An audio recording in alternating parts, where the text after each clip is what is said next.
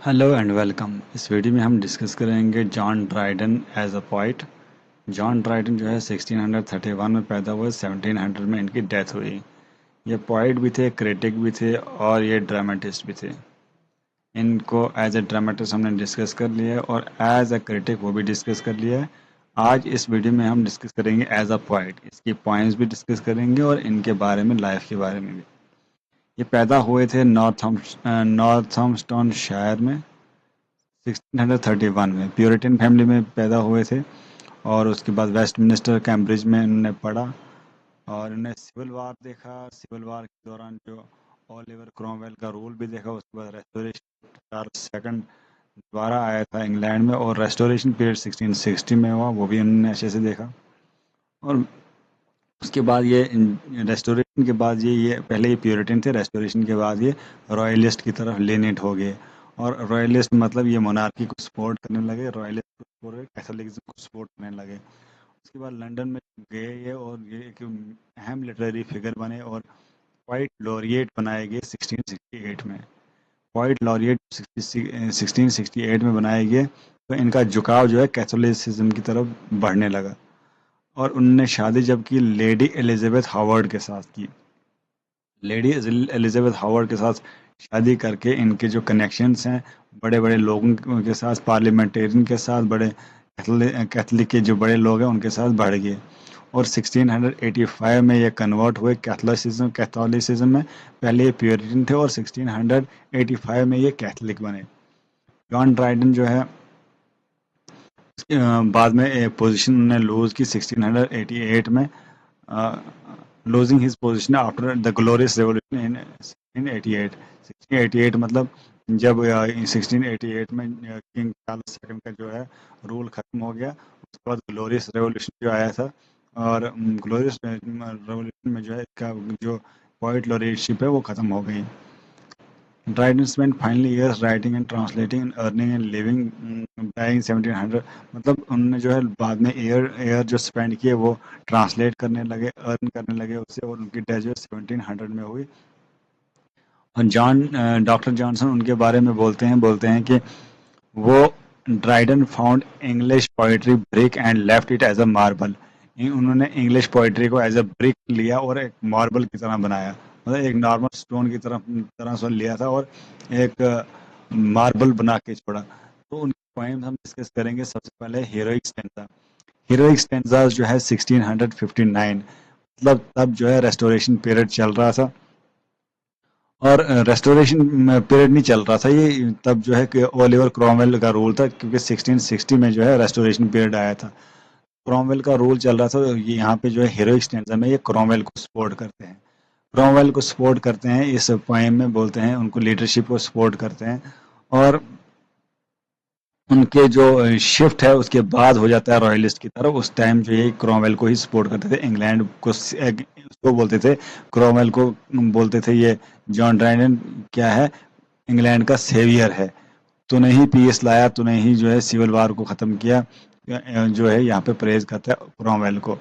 और उसके बाद हीरोइक स्टैंजा के बाद लिखता है ऑस्ट्रिया रिडक्स 1660 में। यहाँ पे वो पाला बदल देता है और यहाँ पे जो है किंग चार्ल्स सेकंड जब रेस्टोर हुआ था तो 1660 में ही रेस्टोर हुआ। तो अब ये किंग चार्ल्स को वेलकम करता है और उसको बोलता है आप ही पीस लाओगे। किंग रिटर्न, ये यही जो किंग सेकंड चार्ल्स सेकंड है यही जस्टिस लाएगा, यही पीस लाएगा और यही जो है अच्छा मतलब राजा बनेगा, क्रॉमवेल के रोल को एंड करेगा। और इससे जो है ड्राइडन का शिफ्ट हो जाता है रॉयलिस्ट की तरफ, लॉयलिस्ट बन जाता है रॉयलिस्ट की तरफ। और इनका जो फ्लैटरी का काम, ये मक्खन लगाना, ये फ्लैटरी करना है, ये उन्होंने यहाँ इस पोएम में किया है। किसको? किंग चार्ल्स सेकंड को, ताकि किंग चार्ल्स सेकंड जो है इसको अपना करीबी माने और इनको जो रॉयल कॉन्टैक्ट्स है वो बने रहें। और बाद में उन्होंने एनएस मिराबिलिस लिखा 1667 में।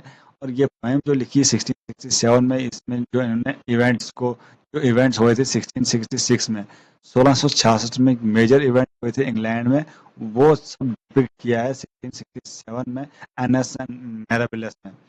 ग्रेट फायर ऑफ लंदन जो है वो हुआ था, सेकंड एंग्लो डच वार हुआ था। इसमें प्रेज किया है उसने लंदन के रेजिलियंस को और प्रेज किया है किंग चार्ल्स सेकंड की लीडरशिप को। इसमें इसकी लीडरशिप को प्रेज करते हुए और उसकी बोला है कि इंग्लैंड में जो है ग्लोरी आएगी और इसके अंडर, किसके अंदर, किंग चार्ल्स सेकंड के अंदर। एक क्वार्टराइन्स में लिखी गई है और नैरेटिव फॉर्म में लिखी गई है, एक पैट्रियोटिक पोएम है ये। एन मिराबल्स क्या है, पैट्रियोटिक पोएम है। ड्राइडेंस की फेम जो है यहाँ पे बढ़ जाती है एन मिराबल्स से, क्योंकि एक नेशनल पोएम लिखता है, एक अपने कंट्री की पेट्रियटिज्म दिखाता है, और अपने जो किंग है उस टाइम, किंग चार्ल्स सेकंड, और उसका ही रूल चल रहा है और कैथोलिसिज्म का रूल चल रहा था, तो यहीं पे 1667 में वो पॉपुलर हो जाते हैं इस पोएम से। और उसके बाद जो एब्सलम एकेटोफेल लिखते हैं, ये एक पॉलिटिकल एलिगरी है, 1681 में लिखते हैं। तो यहाँ पे बड़ा शिफ्ट आ जाता है इसका। एब्सलम एकेटोफेल में जो है ये एक पॉलिटिकल सटायर है और बिब्लिकल एलिगरी है। बाइबल से स्टोरी ली गई है और उस स्टोरी के जरिए जो है यहाँ पे क्रिटिसाइज करता है किंग चार्ल्स सेकंड को, और उसको किंग चार्ल्स सेकंड के बारे में बोलता है, और जो डेविड है और उसके ब्रदर जेम्स के बारे में, और उसका जो किंग चार्ल्स सेकंड को एक्चुअली में बेटा नहीं था, लीगल हेयर नहीं था, तो लेजिटिमेट सन था उसका, सन मनमथ।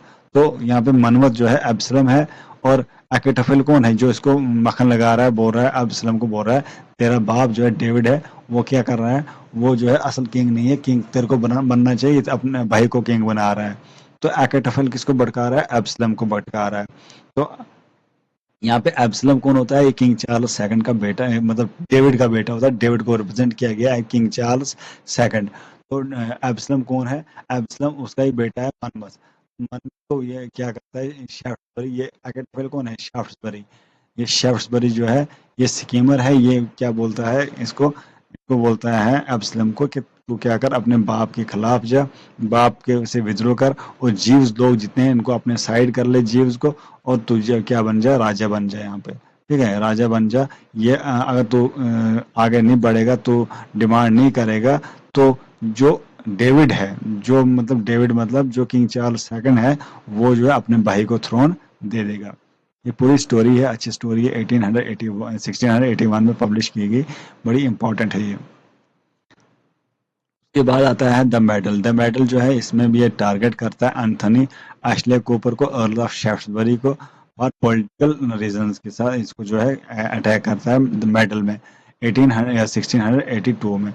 तो इसके बाद जो है ये मैकफ्लैगनो लिखता है, मैकफ्लैगनो 1682 में लिखता है, इसमें थॉमस शेडवल को क्रिटिसाइज करता है, और थॉमस शेडवल को बोलता है तू मैकफ्लैगनो है, सन ऑफ फ्लैगनो है, ठीक है, मैकफ्लैगनो मतलब सन ऑफ फ्लैगनो। फ्लैगनो का बेटा बोलता है उसको, बोल एक पूरी लंबी पोएम है, इसमें जो है अपने बाप अपने बेटे को, थॉमस शेडवल को जो है क्या बोलता है कि तू जो है नॉनसेंस है, तो कामयाब नहीं होगा, ये मतलब इसको मैं राजा बनाता हूँ डलनेस का, ठीक है, इस टाइप का जो है यहाँ पे इसको रेडिक्यूल करता है थॉमस शेडवल को। मैकफ्लैगनो में कौन, यही जॉन ड्राइडन। 1682 में लिखा गया मैकफ्लैगनो भी, और 1682 में द मेडल भी लिखा गया। मगर जो ये पोएम लिखी गई एब्सलम एकेटोफेल 1681 में लिखी गई है। के बाद इन्होंने रिलीजियो लाइसी लिखी 1682 में, और उसके बाद हिंद एंड द पंथर जो है 1687 में। ये कुछ इंपॉर्टेंट पोएम्स है जो हमने अभी डिस्कस की। अलेक्जेंडर फेस्ट जो है 1697 में, ये जो है एक पावरफुल पोएम है, सेलिब्रेट करता है म्यूजिक को, पावर ऑफ म्यूजिक को, और सेंट सेसिलियस डे पे जो है प्रेजेंट की जाती है ये म्यूजिक। तो ये अलेक्जेंडर फेस्ट जो है ये पावर ऑफ म्यूजिक को सेलिब्रेट करता है। उसके बाद फेबल्स एंशिएंट एंड मॉडर्न 1700 में ये पब्लिश हुआ है, ये भी इम्पोर्टेंट है, इसी का जो है किसका, जॉन ड्राइडन का। ये था टोटल, मगर ये लास्ट पोएम है, 1700 में ही डेथ हो जाती है, 1700 में ही ये लिखते हैं fables ancient and मॉडर्न्स। Fables ancient and मॉडर्न्स, इसके साथ ही जो 1700 में इनकी डेथ होती है। तो मिलते हैं नेक्स्ट वीडियो में नेक्स्ट टॉपिक के साथ, तब तक के लिए बाय।